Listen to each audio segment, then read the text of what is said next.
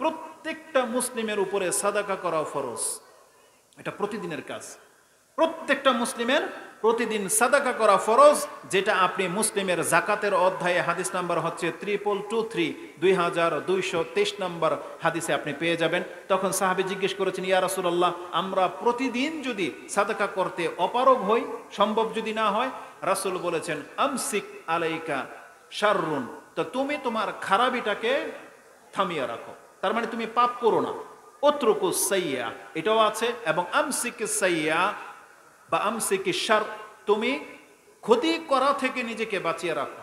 তার মানে প্রত্যেকটা মুসলিমের উপর এটা ফরজ যে আমরা প্রতিদিন কিছু না কিছু দান সাদকা করব। আর যেই ব্যক্তি দান সাদকা করতে পারি না, আমাদের উপরে আরেকটা দায়িত্ব হলো আমরা যেন কাউকে কোনোদিন কোনো ক্ষতি না করি।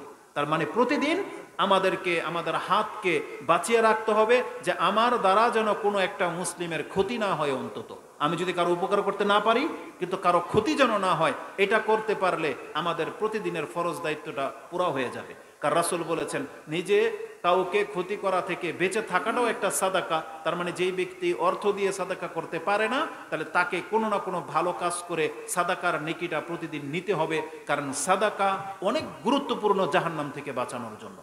তাহলে প্রত্যেকটা মুসলিমের উপরে সাদাকা করা ফরজ, এটা প্রতিদিনের কাজ।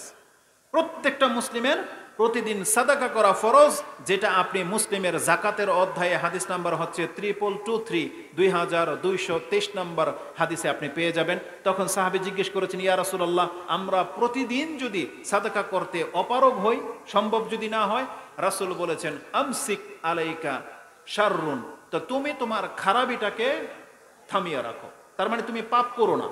উতরুকুস সাইয়্যা এটাও আছে, এবং আমসিকিস সাইয়্যা বা আমসিকিস শার, তুমি ক্ষতি করা থেকে নিজেকে বাঁচিয়ে রাখো। তার মানে প্রত্যেকটা মুসলিমের উপর এটা ফরজ যে আমরা প্রতিদিন কিছু না কিছু দান সাদকা করব। আর যেই ব্যক্তি দান সাদকা করতে পারি না, আমাদের উপরে আরেকটা দায়িত্ব হলো আমরা যেন কাউকে কোনোদিন কোনো ক্ষতি না করি। তার মানে প্রতিদিন আমাদেরকে আমাদের হাতকে বাঁচিয়ে রাখতে হবে যে আমার দ্বারা যেন কোনো একটা মুসলিমের ক্ষতি না হয়। অন্তত আমি যদি কারো উপকার করতে না পারি, কিন্তু কারো ক্ষতি যেন না হয়, এটা করতে পারলে আমাদের প্রতিদিনের ফরজ দায়িত্বটা পুরা হয়ে যাবে। কারণ রাসূল বলেছেন, নিজে কাউকে ক্ষতি করা থেকে বেঁচে থাকাটাও একটা সাদাকা। তার মানে যেই ব্যক্তি অর্থ দিয়ে সাদাকা করতে পারে না, তাহলে তাকে কোনো না কোনো ভালো কাজ করে সাদাকার নেকিটা প্রতিদিন নিতে হবে। কারণ সাদাকা অনেক গুরুত্বপূর্ণ জাহান্নাম থেকে বাঁচানোর জন্য।